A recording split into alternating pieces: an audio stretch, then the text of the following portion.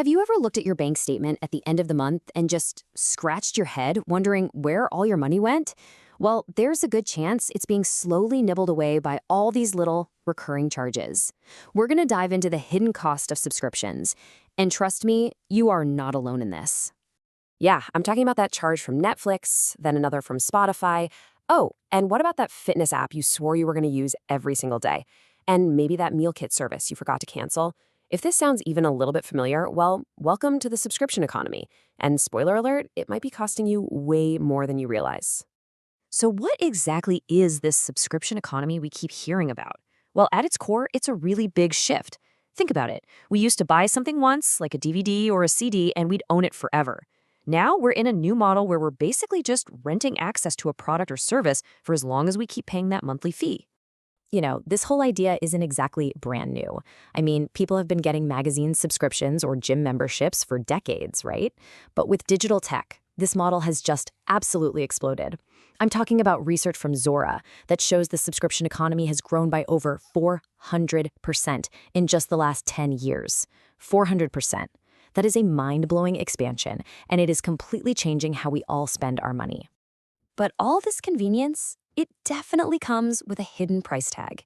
And it's leading to something very real that people are calling subscription fatigue. So to really get what this feels like, let's check out a personal story that I think brings this whole problem to life. So let me tell you about Sarah. She's a marketing professional who, like a lot of us, loved how easy subscriptions made everything. But then one day, she sat down to actually look at her spending, and she was just shocked. She realized she was paying over $300 a month just on subscriptions. That's more than $3,600 a year for services she wasn't even really using. And look, Sarah's story is not some rare exception.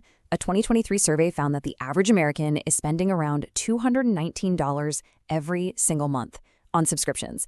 That adds up to over $2,600 a year. But here's the thing.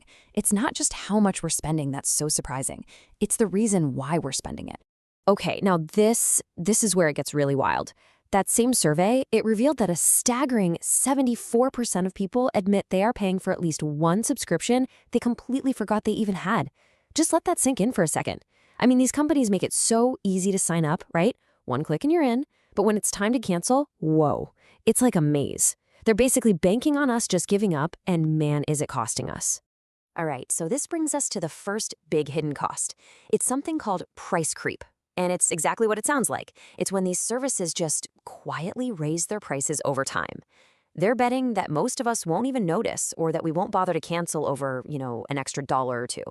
But believe me, those small increases really start to add up. And here's a perfect example of just how sneaky this price creep can be. Let's take Netflix. When their streaming service first launched back in 2007, a basic plan was just $7.99. Fast forward to today, and that same plan is almost double the price.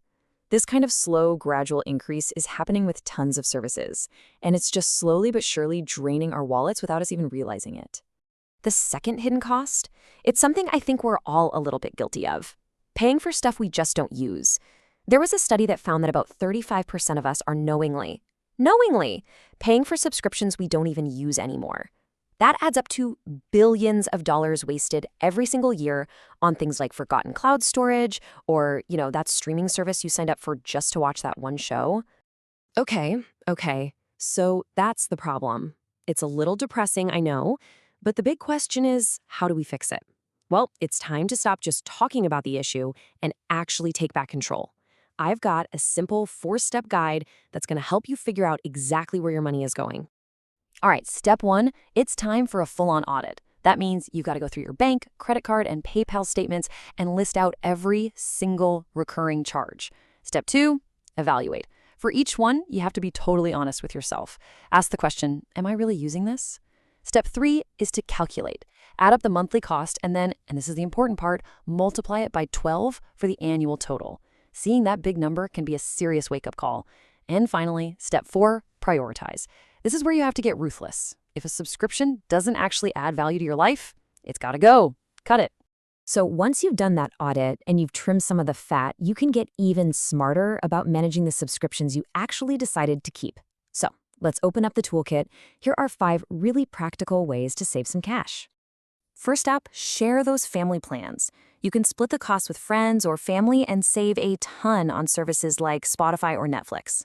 Second, be super careful with free trials. The second you sign up, I mean it, pull out your phone and set a calendar reminder to cancel it before they charge you. Third, look for bundles. But, and this is a big but, only if you're actually going to use all the services in it. Fourth, explore free stuff. Seriously, YouTube is full of amazing content, and your local library probably has free access to ebooks and audiobooks. And last but not least, don't be afraid to negotiate or just pause. Give the company a call and ask for a discount.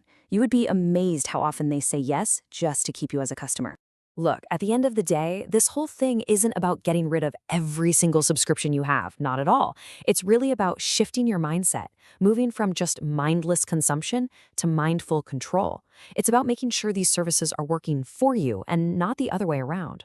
Let's circle back to Sarah's story for a minute. After she did her audit, she managed to cut her monthly subscription bill all the way down to just $50.